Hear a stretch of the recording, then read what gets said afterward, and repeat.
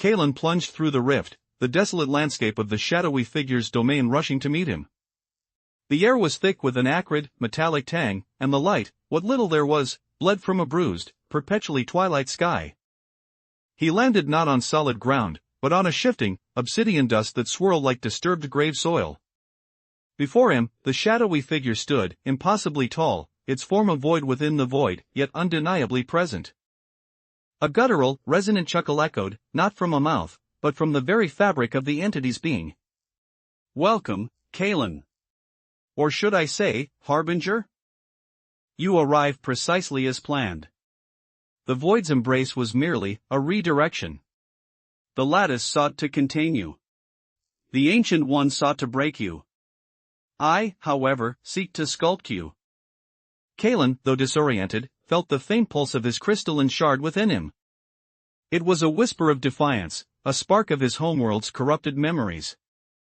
He raised a hand, and a faint, phosphorescent glow emanated from his palm, the residual energy of his struggle against the entity of despair. The shadowy figure tilted its head, or where a head might be. "Ah, the little shard. A stubborn ember. It absorbed despair, you say? Fascinating. It attempted to forge worlds from chaos. Now, it shall forge worlds from your despair." The obsidian dust around them began to churn, not with wind, but with an unseen, malevolent will. Whispers, like a million dying screams, slithered from the ground, coalescing into phantoms of Kalen's deepest fears. Visions of his ravaged homeworld, of the emptiness left by his people, of his own isolation, clawed at his sanity. The shadowy figure gestured, and these phantoms solidified, lashing out at Kalen. He fought back, his alien energy a torrent against the spectral onslaught. The crystalline shard flared, a shield of chaotic possibility against the manufactured despair. But the figure's power was not of brute force, it was of insidious suggestion, of twisting reality to reflect an inner rot. Kalen's own memories, his regrets, his very essence, were being weaponized against him. You see? True despair is not an ending, Kalen. It is a beginning. The beginning of oblivion. And you, my creation, will be its herald. A vortex of pure, crushing despair began to form around Kalen, pulling at him, threatening to unravel his very being. The shard pulsed violently, its chaotic energy struggling against the overwhelming force. Kalen felt himself being torn apart, not physically, but existentially. Yet, within this torment, a new realization dawned. The shard wasn't just resisting despair, it was learning from it, adapting. As the vortex intensified, the shard projected a new image, not of Kalen's homeworld, but of a desolate, dying star, its light fading into eternal night.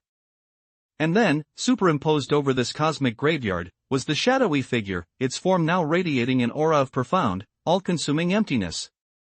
The figure recoiled, a flicker of something akin to surprise crossing its formless visage. What is this, negation? It hissed. Kalen seized the moment. With a final surge of his will, amplified by the shard's emergent understanding, he focused not on fighting the despair, but on transmuting it. The shard pulsed one last, blinding time, and the vortex of despair imploded, collapsing inwards. But it didn't vanish. Instead, it condensed, coalescing into a single, perfect, obsidian sphere that pulsed with a terrifying, silent energy. Kalen, holding this sphere, felt a profound shift within himself. He was no longer just a victim, he was a conduit.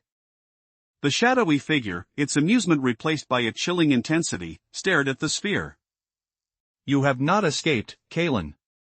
You have merely transformed. You are now the vessel for a despair far greater than any single entity can conceive. You are the seed of the ultimate void. Suddenly, the obsidian ground beneath Kalen fractured. Not into dust, but into a crystalline network that mirrored the lattice that had corrupted his homeworld. Yet, this was different. It was stable. And from its depths, a single, impossibly ancient voice, colder than the void itself, spoke. The architect has played its game. The void has birthed its harbinger. But not as you intended, Shadow. A blinding light erupted from the fracturing ground, a light that was both creation and annihilation. Kalen felt himself being pulled, not into another void, but towards something. The shadowy figure roared in frustration, its grasp loosening. He is no longer yours to remake. He is his own. Kalen, clutching the obsidian sphere, was engulfed by the blinding light. The desolate wasteland dissolved, replaced by a kaleidoscope of impossible geometries and blinding nebulae. He felt himself being pulled towards an unknown destination, a place where the lattice, the ancient entity, and the shadowy figure were but distant echoes. As the light consumed him, Kalen saw it, a faint, shimmering outline of his original homeworld, not corrupted, but pure, bathed in the light of a thriving sun. It was a ghost, a memory, a promise. And then, the light intensified, and the voice of the ancient entity, now tinged with a chilling curiosity, spoke again. The genesis of true despair has begun. And its source is yet to be determined.